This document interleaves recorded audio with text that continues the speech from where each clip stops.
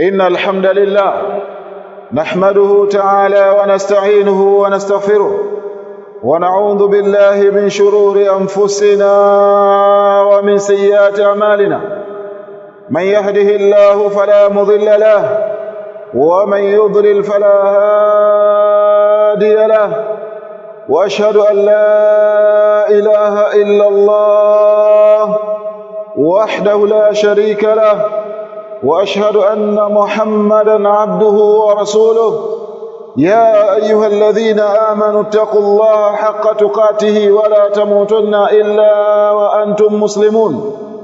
يا أيها الناس اتقوا ربكم الذي خلقكم من نفس واحدة وخلق منها زوجها وبث منهما رجالا كثيرا ونساء، واتقوا الله الذي تساءلون به والأرحام إن الله كان عليكم رقيبا. يا أيها الذين آمنوا اتقوا الله وقولوا قولا سديدا يصلح لكم أعمالكم ويغفر لكم ذنوبكم، ومن يطع الله ورسوله فقد فاز فوزا عظيما. أما بعد، فإن أصدق الحديث كتاب الله تعالى، وخير الهدي هدي محمد صلى الله عليه وعلى آله وصحبه وسلم، وشر الأمور محدثاتها، وكل محدثة بدعة، وكل بدعة ضلالة، وكل ضلالة في النار. أعاذني الله وإياكم من النار. إرشاد المرأة إلى تمسك بدينها لتكون صالحة. خطبة yetu ya leo biidhnillahi tabaraka wa taala, unwani yake itakuwa inasema irshadul mar'a, kumuongoza mwanamke ila atamassuki bidiniha, katika jambo la kushikamana na dini yake, litakuna saliha, ili mwanamke huyo awe mwanamke ambaye alikuwa mwema. Ndugu zangu, tuelewe na tufahamu, laqad kanatil mar'a, kwa hakika alikuwa mwanamke kabla alislami fil jahiliya, kabla uislamu, katika zama za kijahiliya, mataan yurathu, alikuwa yeye ni bidhaa ambayo ilikuwa inarithiwa, ni starehe ambayo ilikuwa inarithiwa, wa aran yudfanu, na alikuwa mwanamke yeye ni kitu cha aibu ambacho kilichokuwa kwamba watu hataki kukiona kitu hicho. Kadhalika vile vile, endapo kwamba mmoja wao akipewa bishara kwamba umeruzukiwa mtoto wa kike, basi mtoto huyo wa kike akishakumpata moja kwa moja anakwenda kumfukia katika shimo, kwa maana ni kitu ambacho kilichokuwa cha aibu sana katika zama za kijahilia.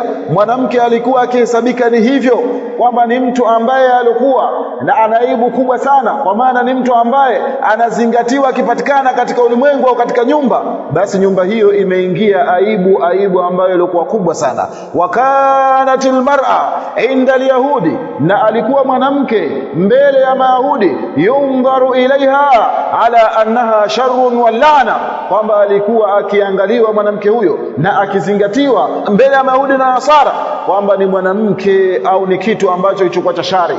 Kadhalika ni laana, kwa maana ikiwa mmoja wao ameruzukiwa mwanamke, basi mwanamke huyo anazingatiwa kwamba ni shari imeingia katika sehemu hiyo, imeingia laana katika sehemu hiyo. Wayajibu alibtiadu anha, na ni wajibu kwa watu wa sehemu hiyo kujitenga na huyo mwanamke. Baadhi ya sehemu kwa Mayahudi na Nasara, katika baadhi ya mila zao hili lilikuwepo, mwanamke walikuwa akimzingatia kwamba ni sehemu ya shari, ni sehemu ya laana. Lakini wajaa al-Islam, Uislamu ukaja liuqalliba mawazina, kuja kuzipindua zile mawazini al-jahiliya, kuja kuzipindua na kuzibadilisha zile mizani za kijahilia na vile vipimo ambavyo vilikuwa vibaya, ambavyo wao walikuwa wakimzingatia mwanamke katika mweko ambao ulikuwa sio, katika mweko ambao ulikuwa mbaya sana. Jaa al-Islam, Uislamu umekuja liuqalliba mawazin al-jahiliya, kuja kuzibadilisha zile mizani za jahiliya. kuja kuzipindua na kuzigeuza zile mizani, vile vipimo ambavyo watu wa zama za kijahilia wao walikuwa wako navyo vipimo hivyo, na wakimzingatia mwanamke kwamba ni kiumbe wa shari, wakimzingatia mwanamke kwamba ni kiumbe ambaye mwenye laana, wakimzingatia mwanamke kwamba ni bidhaa tu yenye kurithiwa, wakimzingatia mwanamke kwamba ni aibu ambayo inatekana kwamba ifukiwe aibu hiyo. Uislamu ukaja kumkomboa mwanamke, kumtoa katika hali hizo na kumweka katika hali ambayo ilikuwa sawa. Wayulin, na Uislamu ukatangaza anna almar'ata, hakika mwanamke, shaqiqatu rajuli, kwamba yeye ni ndugu na mwanamme, yeye ni mwenza na mwanamme, wa sharikatuhu, na kwamba ni mshirika wake, fi thawabi, katika thawabu, wal iqab, na katika adhabu vile vile. Ikiwa kwamba mwanamme akifanya jambo kadha la kheri, basi atalipwa kadha, kadhalika vile vile mwanamke akilifanya jambo hilo atalipwa malipo yake sambamba na mwanamme kama ambavyo alivyokuwa amefanya. Kadhalika katika adhabu, ikiwa mtu atafanya kosa fulani, basi kadhalika kosa hilo akilifanya mwanamke, akilifanya mwanamme, adhabu yake itakuwa inalingana. Wa sharikatuhu, na mshirika wake anashirikiana naye, fi thawabi wal iqabi, katika thawabu na iqabu. Bali Uislamu vile vile umekuja ukamrithisha vile vile mwanamke, ukamwekea fungu maalum. Qur'ani inatuambia lirijali nasibun mimma taraka alwalidani wal aqrabun walinnisa'i nasibun mimma taraka alwalidani wal aqrabun. Wanaume wanafungu katika haki ya mirathi, ambayo mirathi hiyo wanaume wanastahili waipate katika ile mali ambayo walioacha wazazi wawili, mali ambayo ilioachwa na wazazi wawili na wale jamaa wa karibu. Wanaume wanafungu lao sheria ambayo ilikuwa imewekea. Kadhalika na wanawake, walinnisa'i nasibun, na wanawake wanafungu mimma taraka alwalidani wal aqrabun, katika yale ambayo walioacha wazazi wawili. Wanawake na wao wanafungu lao katika mirathi, katika mali ambayo ilioachwa na wazazi wawili na jamaa wa karibu. Lakini katika zama za kijahilia mwanamke alikuwa harithi. Katika zama za kijahilia mwanamke alikuwa akikoseshwa haki yake. Katika zama za kijahilia mwanamke alikuwa hawezi kupewa yale ambayo anotakikana apewe, kwa sababu alikuwa akizingatiwa yeye ni shari, akizingatiwa kwamba yeye ni laana, akizingatiwa kwamba yeye ni aibu, akizingatiwa kwamba yeye si chochote wala lolote. Na hivi ndivyo ambavyo watu wa zama za kijahilia walivyokuwa wakiishi na mwanamke. Walihadha, na kwa ajili hii, kana amirul mu'minin Umar ibn Khattab radiyallahu anhu kana yaqul radiyallahu anhu, Umar ibn Khattab radiyallahu anhu alikuwa akisema, kama athari hii anavyoisimulia Abdullah ibn Abbas radiyallahu anhu, athari ambayo ipo katika sahihi al-Bukhari, kadhalika katika sahihi Muslim. Ibn Abbas radiyallahu anhu, sote tunajua kwamba Ibn Abbas umri wake ulikuwa ni mdogo. Anatusimulia Ibn Abbas kwamba siku moja mimi nilitamani ni kuweko na Umar ibn Khattab na nimuulize kuhusiana na aya moja tu, lakini ikawa ile haiba yake Umar siwezi kumkurubia Umar ibn Khattab. Anasema Abdullah ibn Abbas, anasema siku moja akatoka amiri al-mu'minin Umar ibn Khattab hajan, hali ya kuwa ni mwenye kukusudia hija. Wa kharajtu mahu, na mimi nikatoka pamoja na yeye kuelekea katika safari ya hija. Basi tulipokuwa njiani mengi yakatokezea, lakini baadaye akaja kumsikia Umar ibn Khattab radhiyallahu anhu anasema, wallahi in kunna fil jahiliya ma na'uddu lin-nisa'i amran fa anzala Allahu ma anzala wa qasama lahunna ma qasam. Anasema Abdullah ibn Abbas, Umar ibn Khattab ambapo wakati huo anayazungumza maneno haya, yeye alikuwa amirul mu'minina, ndio amirul mu'minina, mtume kashafariki wakati huo, kadhalika na Abu Bakar Siddiq kashaondoka duniani, ukhalifa sasa anautawalia Umar ibn Khattab. Umar ibn Khattab akauambia ule msafara, ndani yake akikuwemo Abdullah ibn Abbas, anasema wallahi in kunna fil jahiliya ma na'uddu lin-nisa'i amra, sisi tulikuwa katika zama za kijahilia hatuhisabu sisi kumhisabia wanawake, kuhesabia wanawake jambo lolote lile, kwa maana lam yakunnahunna sha'an, hapakuwa kwa wao wanawake jambo lolote, si katika mirathi wanawake walikuwa hawarithi, wala si katika thamani yoyote ile. Mwanamke alikuwa hana thamani fil jahiliya, katika zama za kijahiliya. Fa anzala Allahu ma anzal, Allah akateremsha yale ambayo alikuwa ameteremsha katika aya, katika jambo la kumkomboa, kuja kumkomboa mwanamke. Kwa maana Allah akateremsha aya ambazo zimekuja kumkomboa mwanamke na kumtoa katika udhalilifu, kumtoa katika kukandamizwa, kumtoa katika hali ya uduni, kumtoa katika hali ambayo ilikuwa mbaya sana, na kumweka katika mazingira ambayo yalikuwa sawa. Wa qasama lahunna ma qasam, na Allah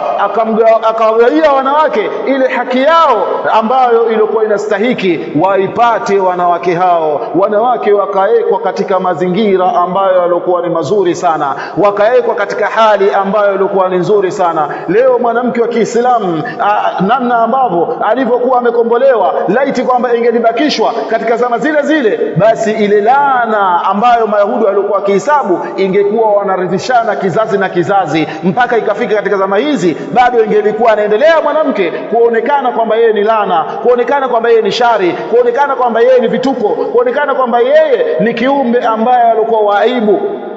Lakini Uislamu umekuja kuondosha hizo hali, ukamweka katika hali ambayo ilikuwa ni nzuri.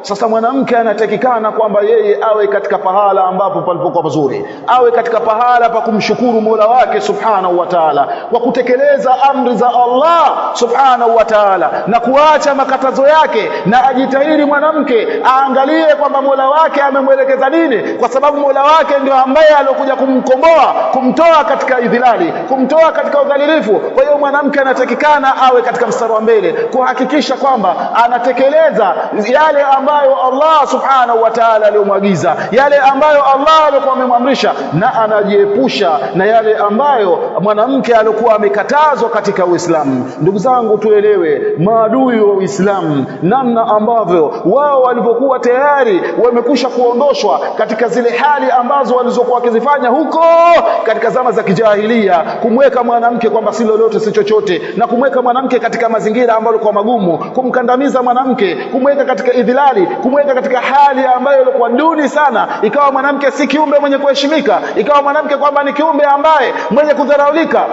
Allah akamtoa huko, Uislamu kaja kumkomboa, ukamtoa huko, ukamweka katika hali iliyokuwa nzuri. Maadui wa Kiislamu wakaangalia, wakaona kwamba kumbe Uislamu umekuja kumheshimisha mwanamke, umekuja kumweka katika nidhamu ambayo ilikuwa ni nzuri, na sisi ili tuweze kubomoa Uislamu, basi huyu mwanamke bado inatakana tumrejeshe kule ambako tulikuwa wazee wetu ambao wao walikuwa kipambana katika hali ya kubomoa Uislamu, na sisi tumrejeshe kule kule, lakini katika hali za kileo, katika mazingira ya kileo. Wakahakikisha kwamba mwanamke wanamtoa katika nyumba, tena ariyatan, hali ya kuwa yuko uchi.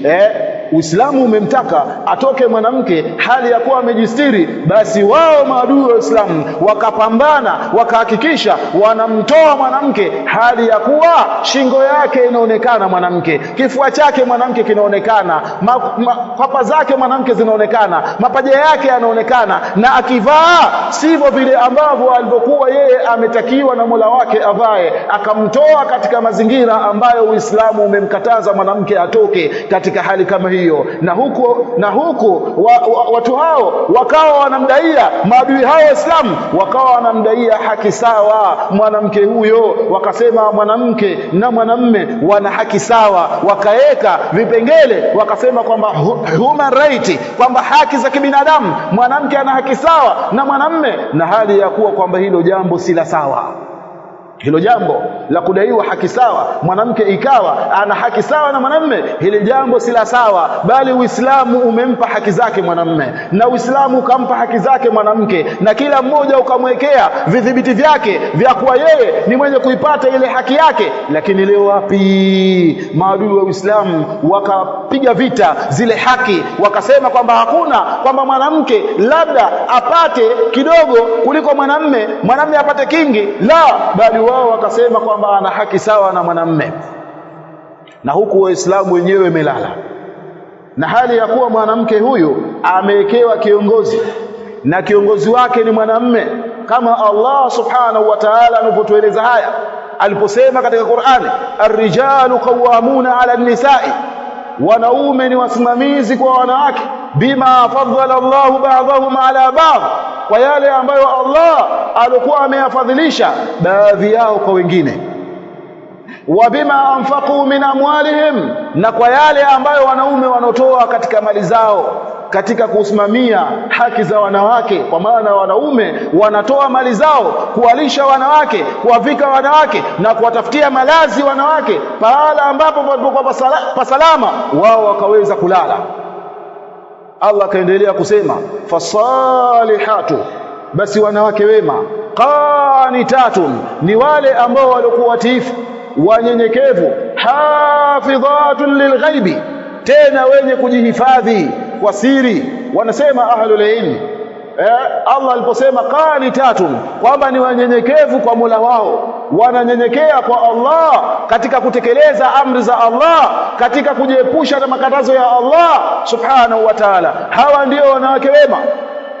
Akipatikana mwanamke ikawa yeye si mwenye kutekeleza sala, ikawa yeye si mwenye kuyafanya yale ambayo Allah alikuwa ameagiza, basi elewa kwamba mwanamke huyo ni mwanamke ambaye alikuwa muovu, si mwema. Lakini Allah anasema wanawake ambao walikuwa wema, qanitatun, ni wenye kunyenyekea, ni wenye kufanya utiifu katika amri za Allah subhanahu wa ta'ala, hafidhatun lilghaibi, tena ni wenye kujihifadhi. Wanawake wema wanajihifadhi maungo yao, hawakubali kabisa wanawake wakaonyesha nywele zao kwa wale ambao walikuwa stahiki. Wanawake wema hakubali kabisa kuonyesha vifua vyao kwa wale ambao walikuwa stahiki. Wanawake wema hakubali kabisa kuonyesha mapaja yao kwa wale ambao walikuwa stahiki. Wanawake wema hakubali kabisa kuonyesha kwapa zao kwa wale ambao walikuwa stahiki, bali wao ni wenye kujihifadhi lilghaibi, katika hali ambayo ya dhahiri na katika hali ya siri. Katika hali ya dhahiri wanajihifadhi na wanachunga vile vile mipaka ya Allah, kadhalika vile vile wanachunga haki za wale ambao wanaosimamia. Ikiwa mwanamke yupo katika himaya ya wazazi wake,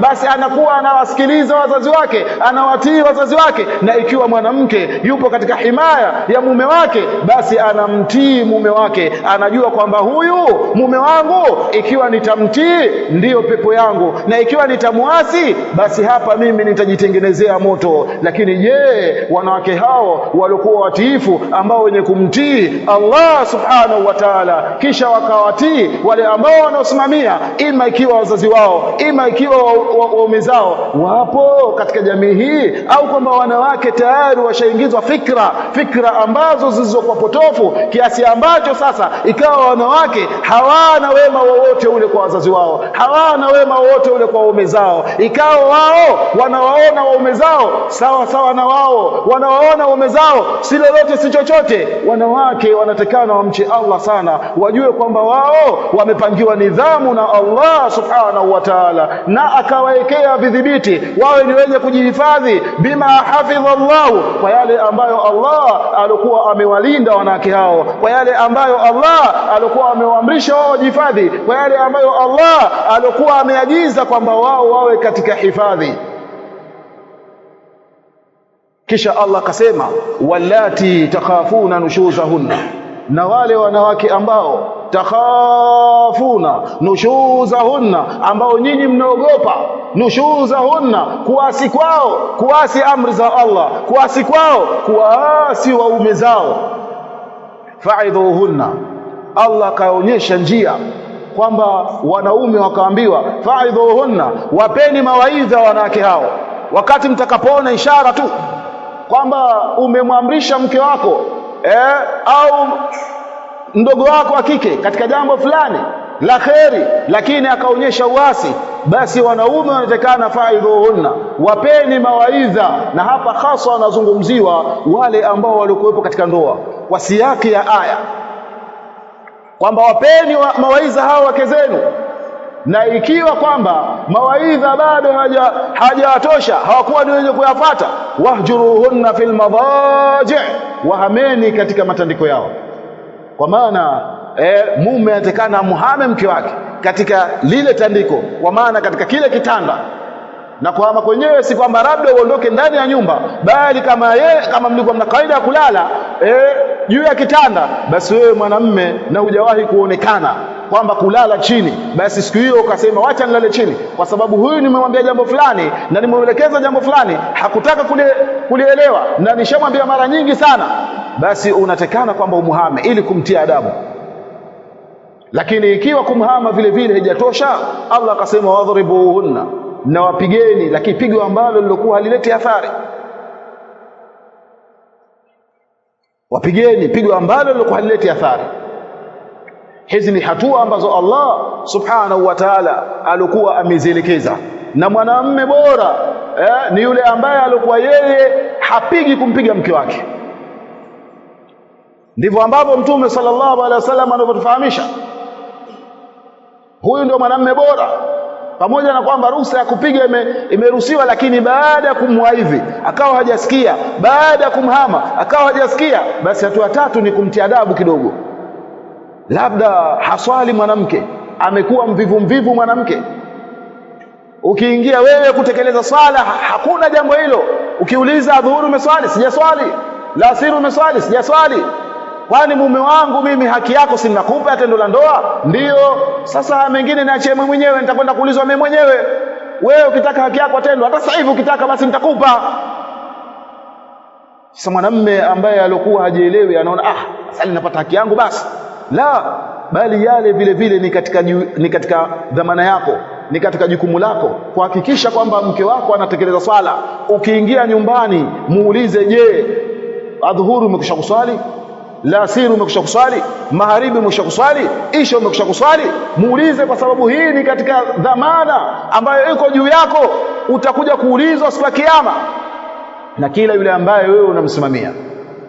Kisha Allah akasema fa in ata'anakum, ikiwa wanawake watakutiini, watakuwa ni watiifu kwenu nyinyi, fala tabghu alayhinna sabila, basi msiwatafutie visingizio, msifanye mambo tena ya kuwaletea mambo ambayo yalikoeleweki, bali kuweni nao wanawake, ishini nao katika hali ambayo ilikuwa ni nzuri. Inna Allaha kana aliyan kabira, hakika Allah subhanahu wa ta'ala amekuwa yeye ni wa juu kabisa, tena ni mkubwa Allah subhanahu wa ta'ala. Ndugu zangu, tuelewe, mwanamke ni kiumbe ambaye alikuwa dhaifu sana, ni kiumbe ambaye anahitaji aongozwe, ni kiumbe ambaye anahitaji alelewe, awekwe katika mazingira ambayo yalikuwa ya upole, katika mazingira ambayo yalikuwa mazuri.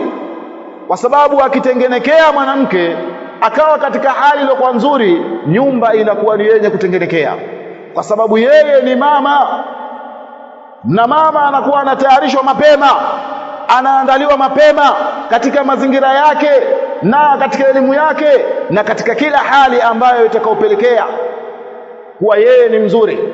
Jijue ewe mwanamume wa Kiislamu, ukiruzukiwa mtoto wa kike, sema kwamba huyu ni mama wa fulani, na kabla kwa mama fulani sema kwamba huyu atakuja kuwa mke wa fulani.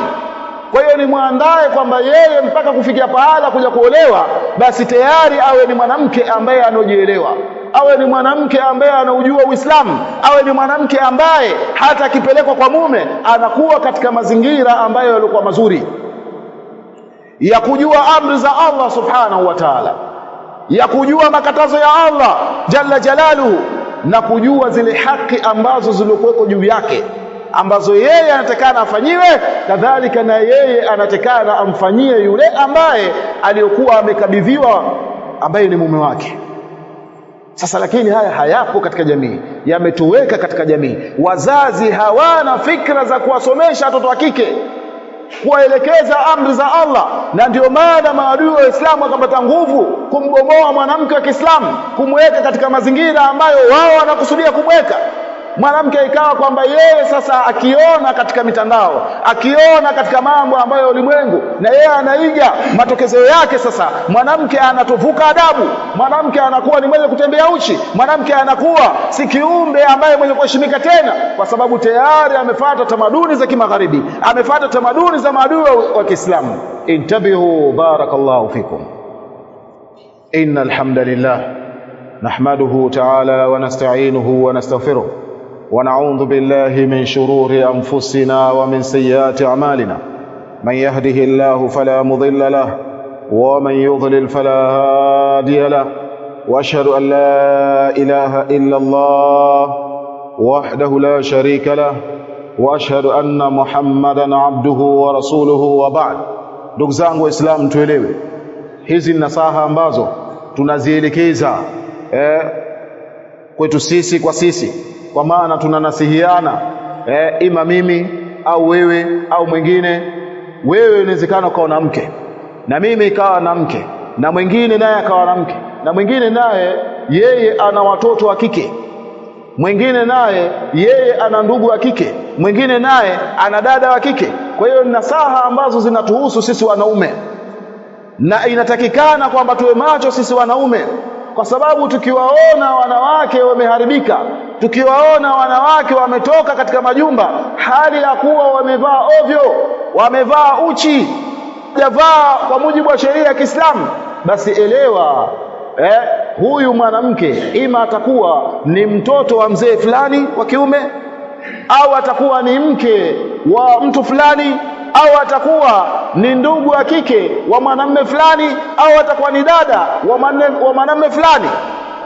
Na huyo anatafsirisha kwamba mzee wake amezembea katika kumlea, kumsimamia mpaka akanyoka huyu mwanamke.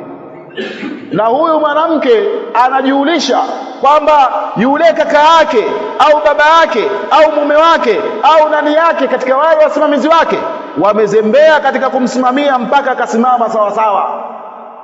Sasa ikiwa wewe mwanamme umeruzukiwa mke, elewa kwamba mke unatakana umuongoze katika njia iliyokuwa sawa.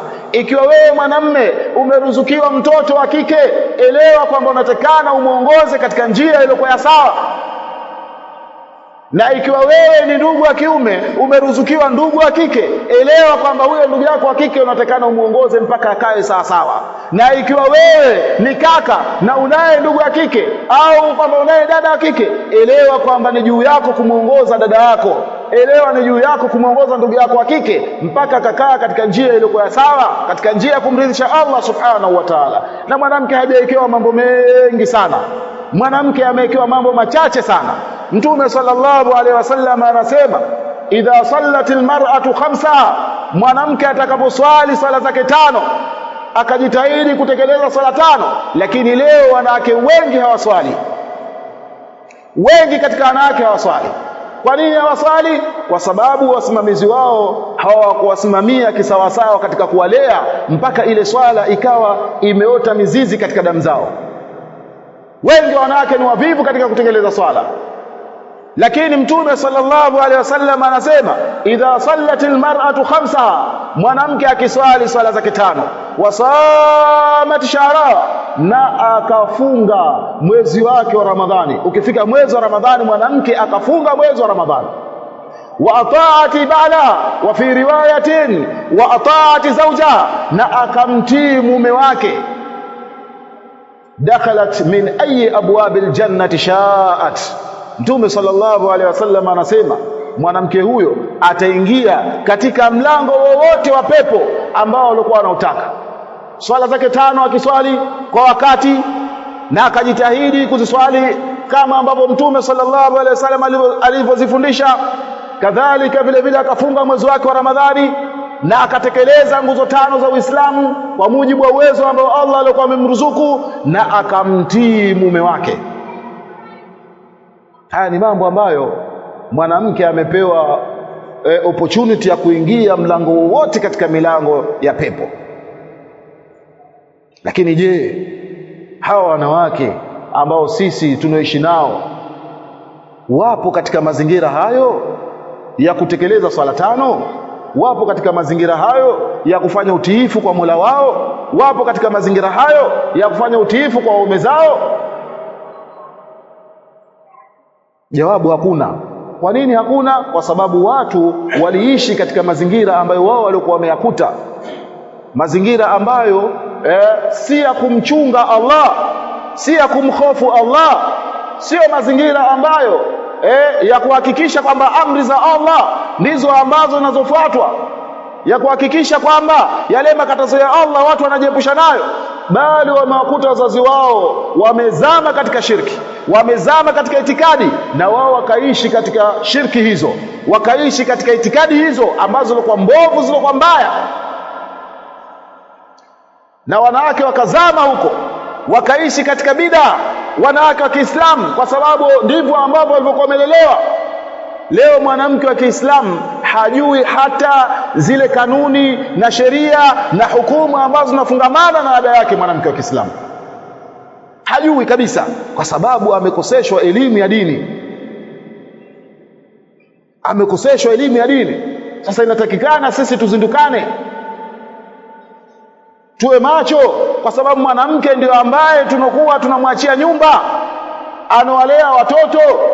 Sasa huyu mama huyu ambaye sisi tulikuwa tunategemea awe ni madrasa kwa watoto, dini haijui, hajasoma dini, unategemea watoto hawa ambao wanazaliwa na mwanamke wa sampuli hii, ambaye alikuwa hajui dini, ambaye alikuwa asimamia amri za Mola wake na makatazo ya Allah ndio ambaye alikuwa ameingia, unategemea nini? Mwanamke huyu akipata watoto atawalea vipi? Atawalea katika hali ambayo ilikuwa mbaya, na matokeo yake jamii itakuwa ni yenye kufisidika. Kwa hiyo tuwatengenezeni wanawake wa Kiislamu, na wanawake na wao wanatakana wajitambue, wajielewe, wajifahamu kwamba sisi ni viumbe ambao walikuwa dhaifu, sisi ni watu ambao kwamba tunatumiliwa na shetani na wale maadui wengine wa Kiislamu. Kwa hiyo tujingoe katika makucha hayo, tujiweke katika taa ya kumtii Mola wetu, tujiweke wanawake katika taa ya kuwatii wale ambao wanatusimamia. Lakini leo kuna baadhi ya nyumba, ndugu zangu Waislamu, wanawake ndio wamehodhi madaraka ya wanaume, wao ndio wana nguvu. Mwanamke akisema yes, basi ndani ya nyumba hiyo inakuwa yes. Mwanamke akisema no, ndani ya nyumba hiyo inakuwa no, na hali ya kuwa mwanamume yumo katika nyumba hiyo. Sasa huu sio Uislamu wala si taratibu za sawa, na haya yapo katika majumba mengi sana, ima kwa sababu mwanamke ana kipato kumshinda mwanamume, au kwa sababu nyingine yote ile ambayo iliyopelekea sasa mwanamume awe kama dhaifu hivi, wakati kumbe mwanamume yeye ndio msimamizi wa nyumba ile. Hasa ikiwa hali itaelekea kama hivi, tutakwenda kujibu nini mbele ya Mola wetu? Na Allah yeye ametuambia rijalu qawwamuna ala nisa, lakini sisi tumebadilisha aya tukaifanya kwamba nisau qawwamati ala rijal. Tutakwenda kumjibu nini Allah subhanahu wa ta'ala ikiwa hizi ndio hali zetu na wanawake ndio wapo katika hali kama hizi? Kwa hiyo inatakana kwamba kila mmoja wetu awe ni mjumbe, awe ni balozi wa kuyachukua haya, kisha aya practice katika nyumba yake na katika nyumba ya jirani na katika majumba yetu, ili nyumba zikitengenekea na jamii inakuwa ni yenye kutengenekea. Bali fitna ya mwanzo iliyowaparaganyisha, iliyowafanya waangamizwe wana Israeli ilikuwa kwa wanawake. Mtume sallallahu alaihi wasallam anatuambia, ad-dunya inna ad-dunya halwatun khadira, dunia ni tamu tena ni rangi ya kibichi. Yani sisi tunaiona dunia ndo kama imeumbwa jana tu, imetengenezwa jana tu, kumbe washapita watu na watu, maelfu kwa maelfu yashapita. Wa inna Allaha mustakhlifukum fiha, na kwa hakika Allah subhanahu wa ta'ala yeye amekuwekeni katika hii dunia, amekubakisheni katika hii dunia, fayandhura kaifa ta'malun, ili angalie nini mtatenda nyinyi. Kisha mtume akasema, fattaqud dunya wattaqun nisa, iogopeni dunia na waogopeni wanawake, fa inna awwala fitnati bani israila kanat fi nisa, hakika fitna ya mwanzo kwa wana Israeli ilikuwa kwa wanawake. Walifitinika wana Israeli kwa wanawake kwa sababu wale wanawake waliacha kufata maagizo ya Mola wao subhanahu wa ta'ala. Matokeo yake wanawake ikawa wao ndio vishawishi vya kuwashawishi. Wako baadhi ya wanachuoni wanasema kwamba katika Banu Israeli palikuwepo mwanachuoni ambaye huyo akiomba dua zake zilikuwa zinakubaliwa moja kwa moja. Sasa watu wakataka kwenda kupambana na Musa kijiji fulani, Nabiullahi Musa. Kwa hiyo wale watu sasa wakaja kwa yule mwanachuoni wakaambia kwamba sisi tumekuwa tuna ugomvi na Musa, hatukutaka kutekeleza yale ambalo kwa iko nayo. Kwa hiyo hebu Musa, tumesikia habari kwamba anakuja zake, hebu tuombee dua, mlani Musa. Akaambia siwezi kumlani nabii wa Allah, mtume wa Allah, siwezi kumlani kabisa. Vipi ni mlani? Siwezi kumlani. Basi wakamshawishi ili amlani Nabiullahi Musa alayhi salatu wassalam, lakini hakufanya hilo. Matokeo yake watu wa kijiji kizima kile wakakusanya mali nyingi sana, wakenda na mali kwa yule mwanachuoni, wakaambia tunakuomba, na hii ni sadaka yetu, na hii ni fedha ambayo sisi tunakupa, tuombee dua. Yule akashawishika na mali ndio hiyo dunia yenyewe ambayo Mtume swalla Allahu amesema tuiogope. Matokeo yake sasa akawa ni mwenye kupanda sehemu akanyanyua mikono. Ile kunyanyua mikono tu basi Allah akamlani, ulimi wake ukatoka nje, na yeye mwenyewe akajua kwamba amekwisha laaniwa. Sasa afanyeje? Yule akasema wakati kwamba Musa anakuja na jeshi lake, watafuteni wanawake ambao walikuwa ni wazuri sana, akesha wapambeni, akesha wapeni bidhaa wende wakauze katika lile jeshi, watembeze katika lile jeshi. Wale watafitinika na wanawake hao na jeshi litakuwa haliwezi kufika huku. Basi wakafanya kama ambavyo walikuwa wameagizwa, wakawachukua wanawake ambao walikuwa ni wazuri wa kijiji kile, wakawapeleka katika jeshi. Basi wakifika wale wanawake, wale wafuasi wa Musa, anamchukua mwanamke anaenda mpaka kwa Musa, anamwambia Musa, kweli umetukataza, lakini kwa uzuri wa mwanamke huyu leo utabidi Musa msamehe. Kwa hiyo mtu anakwenda kuzini, anafanya uzinifu, matokeo yake wakaangamizwa.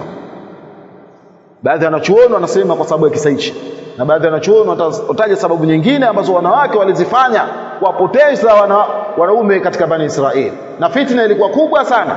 Sasa wanawake ni fitna, bali Mtume sallallahu alaihi wasallam amesema ma taraktu ba'di fitnatun hiya adharu ala ar-rijali minan nisa, mimi sijaacha fitna ambayo yenye madhara makubwa sana kwa wanaume kuliko wanawake. Kwa hiyo wanawake wenyewe watakana jitambue kwamba wao ni fitna, kuanzia maungo yao, kuanzia hali zao. Kwa hiyo wanatakana watekeleze amri za Allah ili zile fitna zisiwaathiri watu wengine, na wanaume wanatakana wawasimamie kisawasawa wanawake. Ikiwa wanaume watasimama kisawasawa, ambao wao ndio wasimamizi wa ndani ya nyumba, basi fitna za wanawake zitakuwa ni zenye kuzuilika, fitna za wanawake zitakuwa ni zenye kuhifadhika. Lakini ikiwa hakutopatikana usimamizi ambao Allah alioelekeza kwa wanaume, na wanaume wakawa ni wazembe sana, basi wanawake fitna zao zitakuwa zinadhihiri katika mitaa, katika jamii, katika dunia nzima. Leo mpaka katika mabiashara, ili biashara itoke basi iwekwe sura ya mwanamke pale, kakaa uchi, kakaa ovyo, kakaa hivi, ndio biashara hiyo itakuwa ni yenye kutoka. Sasa nani ambao walikuwa wameruhusu hayo? Wanaume, kwa sababu ndio wasimamizi, wakaruhusu kwamba wanawake wawe katika hali hiyo. Tumogopeni Allah subhanahu wa ta'ala, na tuzindukane katika upande huo ili kuyarejesha mambo katika nidhamu ambayo Allah subhanahu wa ta'ala alikuwa ameipangilia.